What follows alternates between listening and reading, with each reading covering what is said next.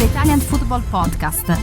Alex Pearson says, since you talked about my favorite player, and I'm probably the only person besides his mother, or she might also prefer people, who holds him in this high esteem as a player still in 2024, who is also my favorite manager, about him going to England in the future, then this is another wall of text for Nima to somehow read at 7 million words per second, so I actually have two questions then.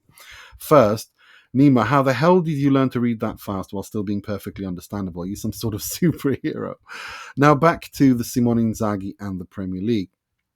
Since start as Allievi manager at Lazio, he's shown great skills and potential. He's got results at youth level with players who never reached a sustainable Serie A level as seniors. As a senior manager, he even got make Balotelli look well-adjusted Keita Balde to perform to his full potential. Inzaghi takes on an unfinished project, gets the full potential out of players who might otherwise only have achieved half of what they did, and he stays long enough in clubs to get the long-term results of his personal investment in his players. And often this is not just the players that are good under him, he develops them so they also perform under others. This mutual commitment and working with the product in a club as a long-term, it reminds me of Ferguson's United. This is probably the type of manager United fans have been dreaming about for a decade. Someone who might stay there for 20 years, win everything several times and be able to do it with a local product. So, do you think Simone Inzaghi could and would want to fix the Man United shit show? If their newest arrival fails as well, or is just playing for a poor season, as they are maybe already screwed now? After all, Inzaghi can turn shit to gold and make actual gold shine even brighter. United seems like a club that needs Simone Inzaghi makeover and then long-term project. They also seem to have the fundamentals for the Simone Inzaghi project in terms of history, expectations, fan base, previous experience, etc. When the overpaid rubbish players have been shipped off, then there is financial basis to bring in whatever Inzaghi wants, which often is surprisingly little. I want to stress this is not my dream, but an analysis. I grew up as in a Liverpool household when United was winning everything, and all the football ignorant morons were supporting them everywhere here in Denmark. But if not United, then which club would be willing to wait and build? Not City and Newcastle do not already have a project manager. Chelsea, Arsenal will accept his football, not Liverpool, or are seen as too small of a club at the moment. Tottenham. Højlund might also fit with being a striker project in the same way Immobile was like an adopted son in Lazio. I honestly think Immobile would have scored half the goals for Lazio if not for Inzaghi knowing exactly what Ciro needed to fully blossom. Basically, Ciro was like Simone, but Ciro just had the greater talent in his feet. It seemed like a father figure living his dreams through the son. Anyway, Inzaghi to United, what do you think? Not tomorrow, maybe not even this summer, but maybe 26 or 27. If not there, then where does he fit in English football?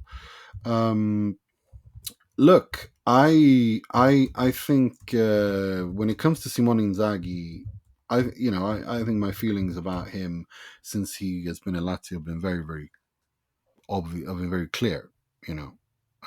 I think he's an unbelievable developer of talent. He plays a fantastic football. It's very versatile. His teams can play in very many ways. He does get the most out of what is available to him. He improves players. And he's very, very calm and cool. And the players love him. And I agree with everything you said. And it's funny you mentioned United and Ferguson, because he's been kind of, in Italian media, there's been this, do you want to be Inter's Ferguson? He's been asked this. And he said, look, it would be an honor and stuff like that. So it's very funny that you use that analogy about him. As for United, I think Amorim is going to succeed at United, to be honest. I really do. I think that's an excellent coach. I think there's going to be some teething issues, but it's going to take time. But I think Amorim has the character, the charisma, the know-how to do something decent with United, and I think that door will potentially be closed to him. I'm with Materazzi on this. I think Arsenal would be a fantastic fit for him, given the players they have, given the football they want to play. That club seems to be much more structured. Okay, Edu has left. We'll have to wait and see who they bring in. But yeah, I can see him go to Luis Arsenal. Campos is who they're trying to sign. They're in talks with Luis Campos from PSG to replace Edu. and he's a good But we'll have to, stronger at that. we'll have to see how Arsenal do the rest of the season, because they are at risk of the title challenge being over. They're not far off. They're already 9 points behind Liverpool. So Yeah.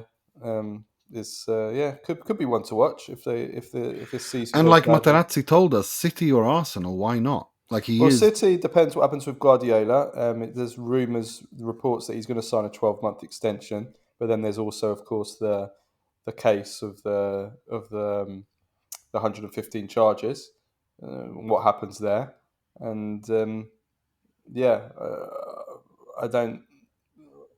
I don't see. Or Liverpool are going really well, so yeah. I mean, Chelsea, obviously, they're always sacking coaches, so you can never rule that out. But yeah, I think Arsenal could be one to watch, maybe. Absolutely. Absolutely. I agree 110% with that.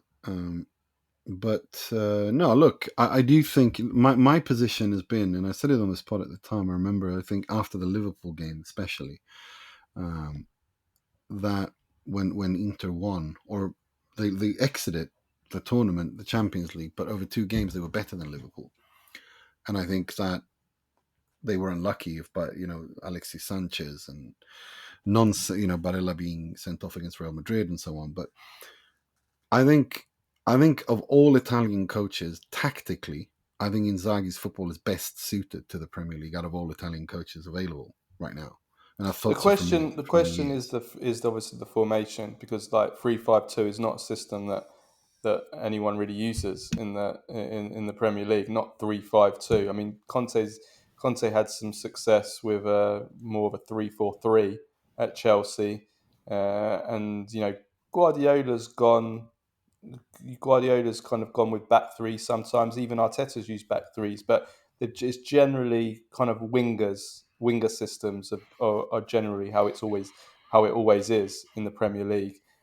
So there's that kind of. I think that's probably the biggest question mark with Inzaghi. Like, can he bring his 3-5-2 over and make it work? And if he was to go to whoever he goes to, teams are generally loaded with wingers. So what happens to those wingers when he joins them? If you take Arsenal, for example, what happens to the wingers they have, like Saka in particular, probably can't work in a 3-5-2, for example. So, it's that's probably the biggest question with Inzaghi when coming to the Premier League, kind of like his actual formation. Even though he is that formation in general is fluid, he's not somebody that uses wingers. So that is probably the one question to answer. That is one question to answer. But I think his football overall, his football, his movements, his patterns of play, the versatility, the character he is, very professional, very you know leadership by consent, not by management by fear kind of style. I think that works. Um, and I think he's also someone who's very good at building a group. People talk of him as a father figure. Luis Alberto speaks of him, the interview that went viral recently. Lautaro's spoken about how Inzaghi's allowed him to be happy um, off the pitch as well, and that's made him enjoy his football more. He has turned Thuram from a winger to a striker. No, he definitely. I think I'm very sad about this. From an Inter perspective, because I think we're approaching the end, not fully the end, but we're more closer to the end of the Inzaghi tenure at Inter, which is very, very sad. I mean, he's done a fantastic job at Inter with working with basically nothing. I mean, if you look at the transfer window and the wage bill, how it's been cut and how much profit they've made, essentially every year he's been there, he's not once had a Conte season, a Conte summer where they set new transfer records. And it's he plays a very modern football. It's a very passing oriented football, but his teams are also compact and can defend, as we've seen. So he's very versatile. He plays a football the players enjoy. He's good at building a group. He's obsessed with winning, but not like Conte, who's a drill sergeant. And he's all about, take care of your families. You should be happy off the pitch as well. And people enjoy being around him. They really do. He's a likable person. So no, I really think that he will do well, and when he leaves, I will be absolutely heartbroken. But wish him all the best because he deserves it. But we'll see. We'll see what happens. I mean, Marotta was very adamant. The cycle is far from over when he was asked about this. But we'll see. I mean, who knows? Max Allegri could be at Inter in the fall, which would be absolutely brilliant. Inter would win the league without conceding a goal. A number of our listeners and subscribers would double as well. Max, I need him at Inter. I really need him at Inter. And also, he would be, if he were to come to Inter and win the Serie A, he would become the first coach to have won the league with Milan, Juve, and Inter. And he would have given that's what Conte dreams of doing, and he would beat Conte to that, which would, I think, completely destabilize Antonio Conte mentally, which would be hilarious at every turn. An unhinged Conte is a very funny Conte. So yeah, no, it's an interesting one. But we'll have to wait and see. But I do think that they're either, if he extends by a year, I think that's it then. I think that's his last contract extension with Inter.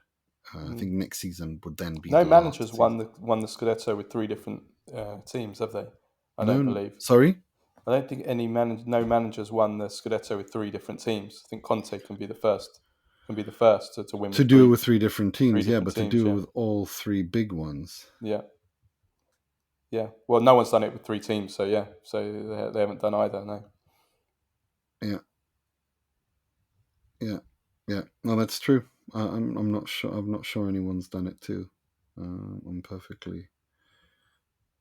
I'm perfectly with you on that. But yeah, it's an interesting discussion, and we'll see what happens. But I think we're heading towards the end of the Inzaghi tenure.